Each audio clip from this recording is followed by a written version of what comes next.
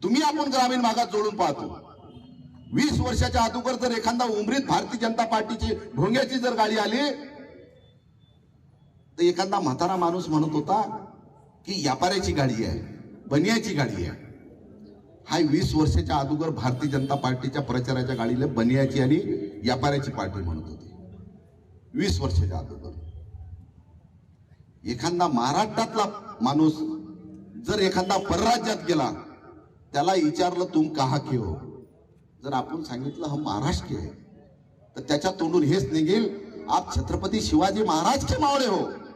म्हणजे महाराष्ट्रातला एखादा माणूस परराज्यात गेला तर त्याला छत्रपती शिवाजी महाराजांचा मावळा म्हणतात। आणि गुजरातचा एखादा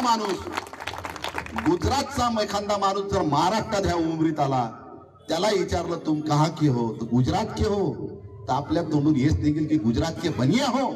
म्हणजे गुजरातच्या माणसाला बनिया म्हणतात आणि महाराष्ट्रातल्या माणसाला छत्रपती शिवाजी महाराजांचा मावळा म्हणतात। आणि हे गुजरातचे दोन बनिया या देशाला बनवा बनवी करू राहिले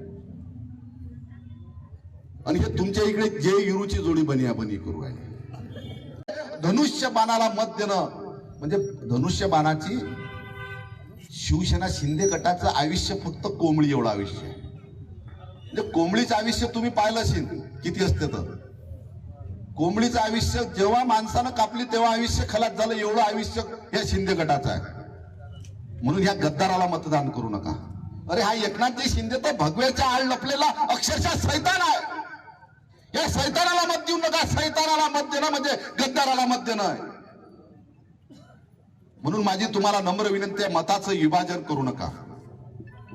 भारतीय जनता पार्टी खूप हुशार पार्टी आहे की ते कशा पद्धतीनं जे आपल्याला मत भेटत नाही ते कसं धनुष्य बाणाला जाईल, कसं वंचितला जाईल हे करा, हे निवेदन भारतीय जनता पार्टी करते। म्हणून काही वंचितच्या लोकांना माझी विनंती आहे मताचं विभाजन करू नका। या अहंकाराच्या विरोधात सर्व एकीकरण करा आणि भारतीय जनता पार्टीला उंबरीतून हद्दपार करा। तुम्ही बटंगेच्या कटंग्याच्या नादात ह्या शहरातले लोक बळी पडले। मग तुम्ही पाय 1 वर्ष झाले महाराष्ट्रामध्ये देवेंद्रजीचं सरकार आलं, आता बटंगे कटंगे हा विषयच बंद झाला। कारण की महानगरपालिकेच्या निवडणुका आल्या, आता बटंगे कटंगे म्हणते तर अभिभाऊ उभे आहेत, तिकून भाऊ भी उभे आहे। आता बटंगे कटंगे कसे चालतील?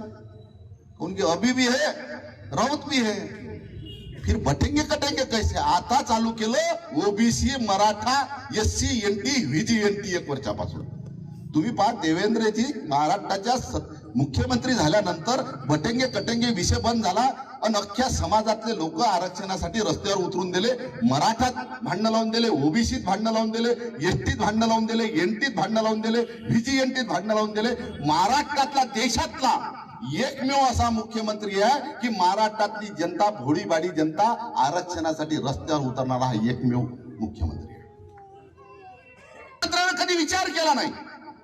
हा भाग तुम्ही आपला ग्रामीण भागातला भाग आहे। यांनी कशा पद्धतीने जनतेची लूट केली, फसवणूक केली।